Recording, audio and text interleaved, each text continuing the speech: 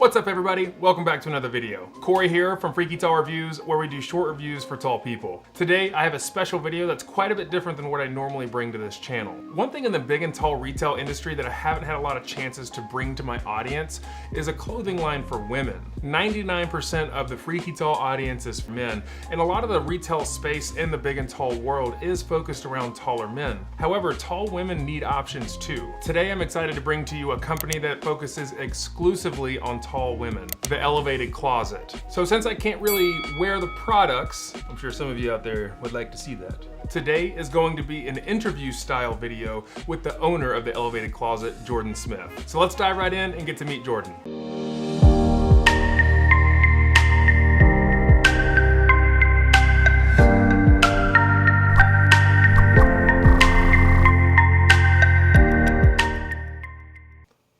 Hey, Jordan. Hey, I'm like, why is it crooked? I guess I gotta turn it. There you go. That's much better. It's nice to meet you. You too. So for starting out, Jordan, I would love to hear from you just the backstory of the Elevated Closet and just what brought you to the company. When I thought about doing a clothing business, I had kind of been researching over the years. I played professional sports and then I coached Division I, and I was like, I can't do this lifestyle and be a mother. And that's kind of the transition I was trying to go to. When I became a mother, I kind of concentrated on that for 3 years, probably solid 4. I have 2 little girls now. And during that time, I was just always thinking about, like, my husband was awesome. He was like, okay, what do you want to do? Like, this is your chance. You don't have to go back. And I didn't like teaching. I didn't want to go back to teaching. I didn't want to go back to the coaching world. I loved it. And there were so many great things about it, but such a hard lifestyle for what I wanted to do in life. So during that time, I started thinking, okay, what do I want to do? What do I want to do? What's my passion? What's the thing about me that I feel like I can give back to the world? And I'm 6'4". It's so darn hard to find clothing. And so why don't I try and do this myself? So I started slowly researching what it would take to manufacture. And I spoke with a manufacturing company here in Austin. And ironically, I think it was probably maybe 6 months after I went and actually had that meeting with the Austin manufacturer, I got an email. I generally just sweep through my emails and delete. I'll read that one later. And this one struck a note with me, and I'd never shopped the company before, which is strange because I'm usually like, a tall company comes up and I'm jumping on it like every other tall woman. But I hadn't shopped from them before, and I couldn't figure out why. It's because they were previously an only maternity store, and I didn't even know they were a maternity store when I was pregnant, but they were selling. And so I had already been looking on trying to figure out how to start a clothing line. I'd already kind of been through the ups and downs of like, oh my gosh, this is so expensive. Like, I'm going to have to do this and that. And so when it landed in my lap, I was like, yes, this is great. I want to find out what's going on. The year before that, my husband and I had just started our first business, our little side gig. And so we've been doing that for a year, and it kind of gave me that confidence. Like, I can run a business. I can do a business. So the timing for everything was just perfect. So how did that affect not only your life growing up, but also just shopping? Because before there just weren't options like there are today. So how did you find stuff? Great question. So I actually have a few things that are quite interesting in my story. I was raised by my stepdad, who's 5'8", and my mom, who's 5'6". And so, and my half sister that I grew up with, she's only 5'3" as a full grown adult. So growing up, I was just this outcast in the family. I was so different. You know, everybody was like, why? Like, I don't even look like my mom, you know? So I was always just this anomaly, you know? My parents didn't really know what to do with me. Like, as far as clothes, I would say kind of around adolescence, I was like a string bean, you know? I just kept shooting up really quickly. Like in middle school, I think I grew like 7 inches or something ridiculous. And as a young girl, it's so difficult. I was taller than any boy in the school.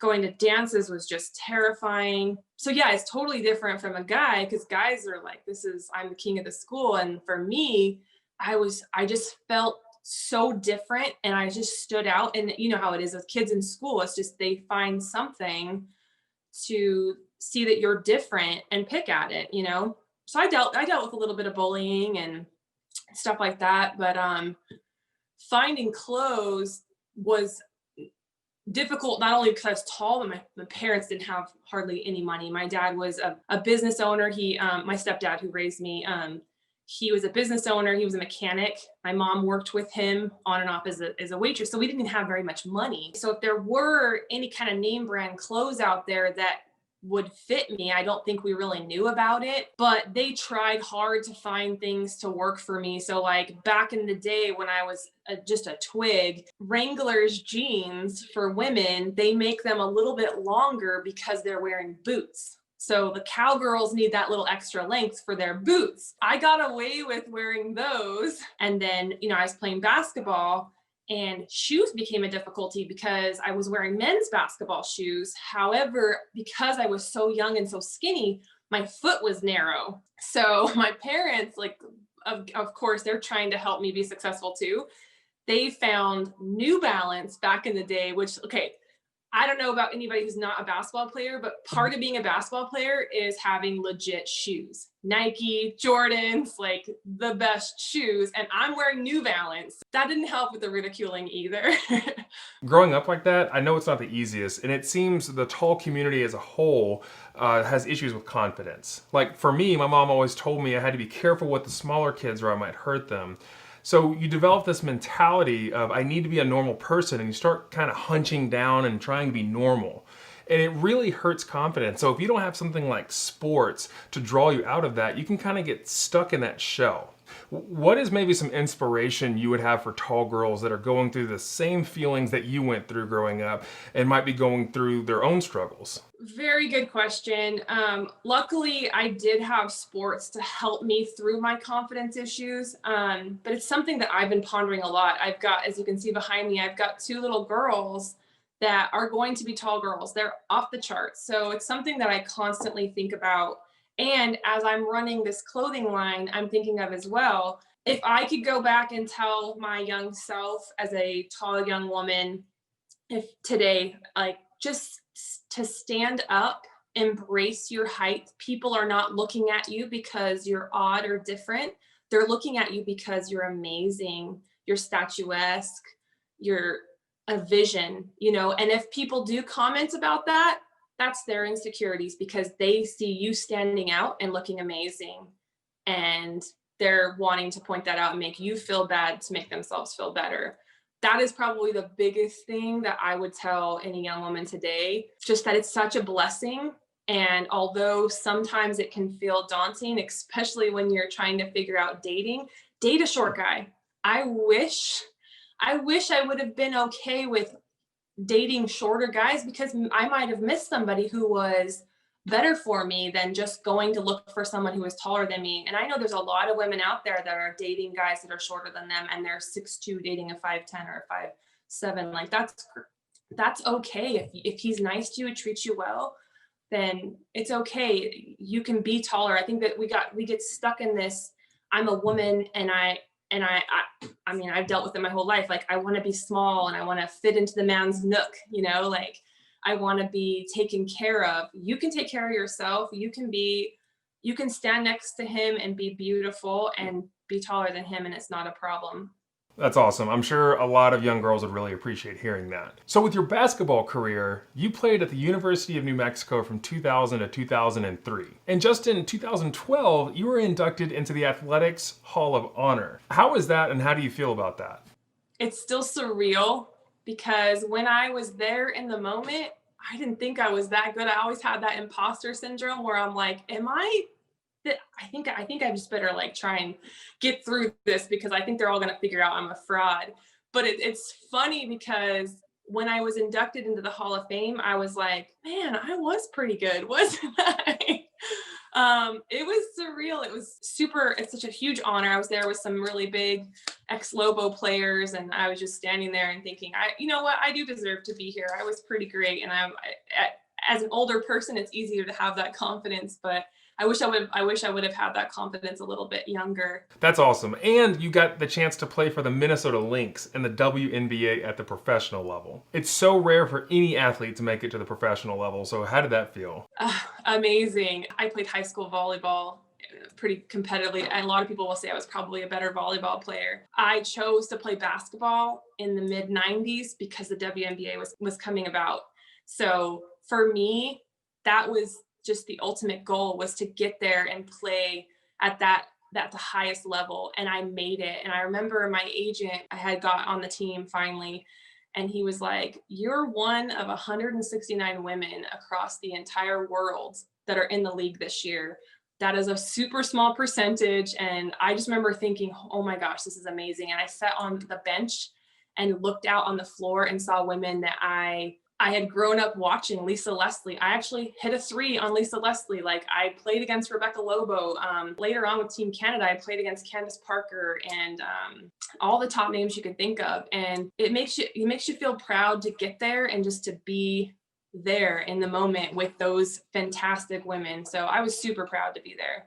So to get started on the Elevated Closet, how many people are actually involved with the company? Is it just you, or do you have a team that you work with? Just me right now. Lots of pressure. My husband, obviously, he helps me on the side with some of the managerial stuff, or he'll just help me talk through things. But for the most part, it's me. I try to use some friends. Obviously, I've played over 20 years of basketball, so I have a lot of tall female friends that I consult with. But for most part, it's just me. So with big and tall clothing, it usually costs a lot more because there's more material involved in actually making the clothing. And yours is actually very reasonably priced. So how do you keep it that way? Obviously, I grew up, what we talked about earlier, I grew up with not a ton of money. I've always been kind of a thrifty shopper. It's hard enough to shop for tall clothing, and then to make it unavailable or just really expensive for people, I just don't want to do that. So my goal is to try to keep the quality as high as possible with keeping the price at a reasonable level. So if I'm in the middle of manufacturing something and it's looking like it's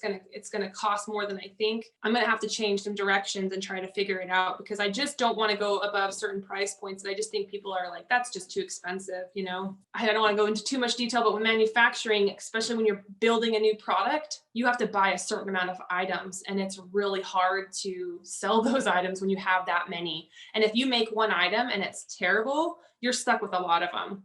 So I found a manufacturer who's willing to do a lower minimum by using excess fabric from other companies' runs. For your size ranges, what do you typically cover for clothing? I think some things I have extra small and I go up to XL. Maternity clothing is a little bit more forgiving. We have some of our shirts go up to 2X and 3XL. But for the most part, it's somewhere between small and extra large right now. I do plan to expand those sizes, but as we discussed earlier, manufacturing is very difficult, and trying to get too broad, and like, let's say I just want to make a dress. If I go through all those sizes, I'm not gonna be able to have any other products in the store. So I've got to figure out what my best sellers are before I can start adding those extra sizes on. And that comes from customers buying. And for the shoes, I think you go from size 10 to 13. Is that right? Yeah, so shoes are something that kind of fell in my lap. It's a product I found, a wholesale manufacturer that makes these super cute colored shoes for women. I mean, I haven't been able to wear a colored purple shoes, cute tennis shoes, since I was probably 12. But yes, we have all the really main shoes come in sizes 10 to 13. And I do have 2 styles that come into size 15, which is like unheard of in women's sizes. So I'm very lucky to be able to at least offer those. They're not all of the colors, but all of the colors come in 10 to 13, but those 2 sizes come in up to 15.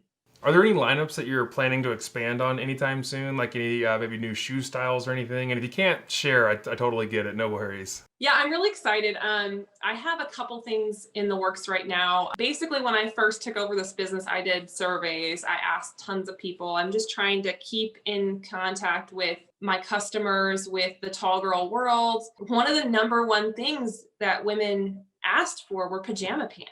And I thought it was interesting, but when I stopped and thought about it, I was like, yeah, like it's really difficult to find a cute pair of pajama pants. So I have a pair of pajama pants that I'm super excited about in a feminine color that will be coming out. I have a lounge pant that is super exciting. It's a jersey knit, super soft, kind of boho look, and it's in a really fun color, which again, I feel like as tall women, we get black, navy, just the basic colors. So I'm trying to do a little bit more color and just kind of fill in the holes that are missing in the tall market for us. So those are 2 super exciting things I'm working on. Do have a new maternity jean coming with a longer inseam than we did before. And I plan to expand to also do a shorter inseam because I know that not all women have long legs like mine, like 30, 37. There are women that are tall that can't find 35s. So those are things I plan to expand on throughout 2021. From there, my plan is to just fill in holes that are missing. If I find through my research that, hey, there's just not enough jackets in the fall for women, like I'm gonna try and focus on maybe getting a nice jacket in or something like that. Do you have any focuses or goals for the company? Like, what are your plans? So this for me it's a passion project. It's who I am. It's who my daughters are going to be.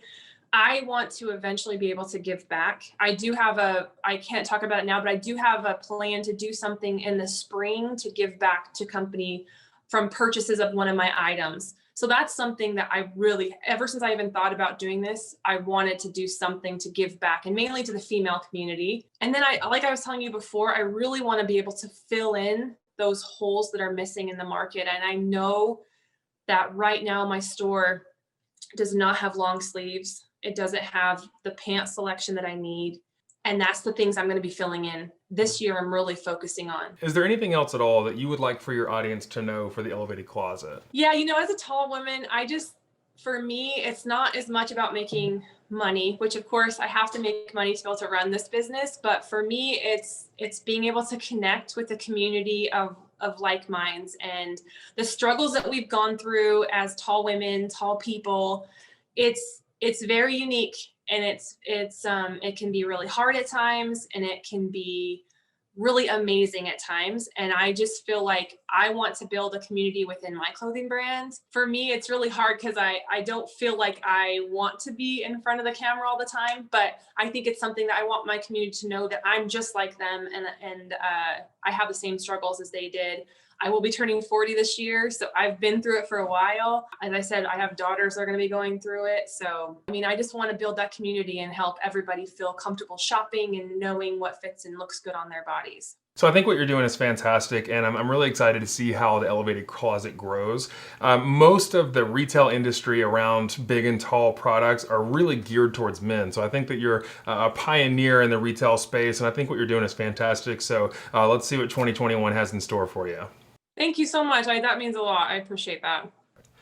Okay, my friends, so that's going to be it for today. I was really excited to bring another option to you, especially one that is not normally what I have the ability to review. Obviously, I can't wear the products at the elevated closet, and so being able to talk to Jordan and learn about her and her background, I hope brings a new element for you to view. She definitely needs all the support she can get to really help this thing grow and reach a bigger audience. So be sure to check out the elevated closet at the link in the description below. I'd love to hear you report back on what you think of the products that come out of there, and I'm sure Jordan would appreciate the feedback as well. So to wrap up, I just want to remind you that if you want to follow me on Instagram, be sure to check it out because I release previews to each week's video, and it's another way that I can engage with my audience. Also, if you are interested in supporting the channel financially, I do have a Patreon. It's going to help me afford new products that I can bring to you to review, and also studio upgrades so that my quality continues to increase. You've been fantastic as my audience, and I just really appreciate your time and stopping by. Again, I'm Corey from Freaky Tall Reviews. We'll see you next time.